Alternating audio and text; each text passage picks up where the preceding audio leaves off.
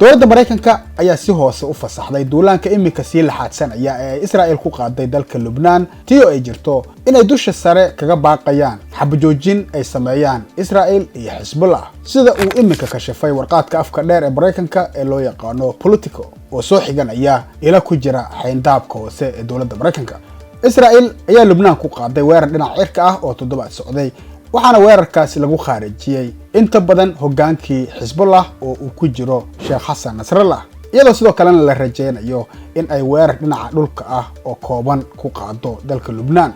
ilaa imika 1,000 qofood oo rayd u badan ayaa ku dhintay weerarada gardarrada ah ee Israel halka sidoo kalena ay ku barakaceen dad ka badan 1 milyan oo qofood oo Libaaniis ah. waliba weeraradan duqeymaha ah iyo duulaanka Israel waxaa ka horeysay kumanaan qof oo Lubnaaniyiin ah oo ku dhaawacmay qaraxyo tarab aha oo loo adeegsaday agabyada loo yaqaano baajarka iyo sidoo kale raadiyaasha lagu hadlo kuwaasoo la fahamsan yahay in ay ka dambayso sirdoonka dibadda ugu qaybsan Israel ee loo yaqaano Mossad oo weerarka noocan ah u sameysay si ay iskugu diyaariso khaarijinta hogaankii Hezbollah.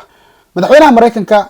Joe Biden ayaan isniintii ku celceliyay baaqyadiisa afka baarkiisa ah ee ugu baaqayo Israel iyo Hezbollah in ay xabadda joojiyaan waxaanu isaga oo ku dangiiga kursigiisa aqalka caad uu warfidiyaanka ku yiri waxay niyadeydu ku dagaysaa in ay xabadda joojiyaan. yeelkeeda sida imika soo baxaysa Israel ayaa khidada iyo qorshaha weerar ee ay geysanayso waxay la wadaagtay Washington iyada oo ku qoran tabxo muuqda bartamihii bishii September ee dhabaatay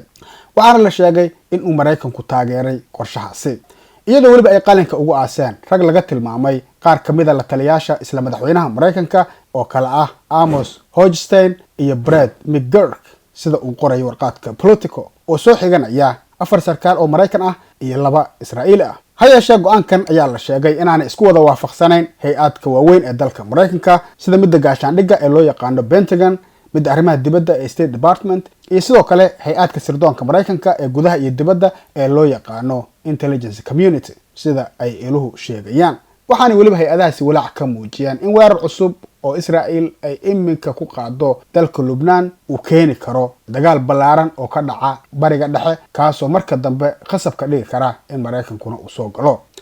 hardanka Hezbollah iyo Israel ayaa xoogaystay bishii October ee sanadkii tagay ee 2023 markii ay Israel go'doomisay marinka Gaza iyada oo ka argudanaysa weerar ay kooxda Hamas ku qaaday iyada. Hezbollah ayaan xilligaa waxa ay wacd ku martay inay taageerayso Falastiiniyiinta iyada oo bilowday gantaalo ay ku ridayso Israel waxaana ku baaqday in aanay joojin doonin ilaa xabajoojin ka hirgasho marinka Gaza halka Israel ay ku dhaaratay inay dagaalkaasi wadi doonto ilaa ay ka tirtirto Hamas sida ay tiri tiyo sidoo kale ay Washington ku baaqayso xabajoojin. yeelkeeda sida uu qabo Politico aragtida Washington ayaa waxa ay tahay in la kala qaadi karo Hamas iyo Hezbollah oo haddii weerar lagu qaado Lubnaan ay taasi hoos u dhigayso saameynta ay Iran ku leedahay wadankaasi iyo khaasatan kooxda Hamas walow Iran ay taageerto labada dhinac ee Hamas iyo Hezbollah intaba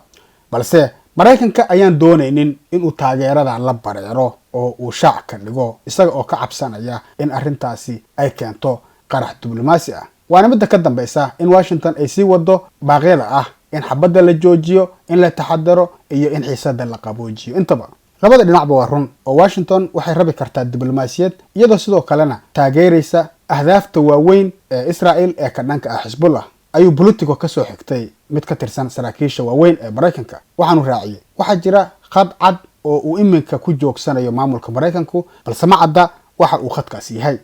ilaha sirdoon ayaa imika waxa ay sheegayaan in Israel ay guddoonsatay in ay Lubnaan ka geysato weerar kooban iyadoo waliba sababta weerarka loo xadiday ay tahay codsi ka yimid dhanka Maraykanka halka markii hore ay Israel damacsanayd inay qaado weerar dhulka ah oo aad u ballaaran. ugu dambeyntiina warkan uu daabacay Politico ee kashafaada ah ayaa imanaya xilli ay Israel Maraykanka ka heshay lacag ku dhow 9 bilyan oo dollarka Maraykanka ah oo haddii la cayimo waliba noqonaysa 8.7 bilyan oo dollar oo loo siiyay kaalmo military ahaan taasoo inteeda badan loo isticmaali doono gantaalaha ay u baahan yihiin ciidamada cirka Israel oo imika duqeynta ku wada dalka Lubnaan sida lagu xaqiijiyay bayaan ka soo baxay wasaaradda gaashaandhigga Israel. Maxamed Xaaji, Hadal Same TV.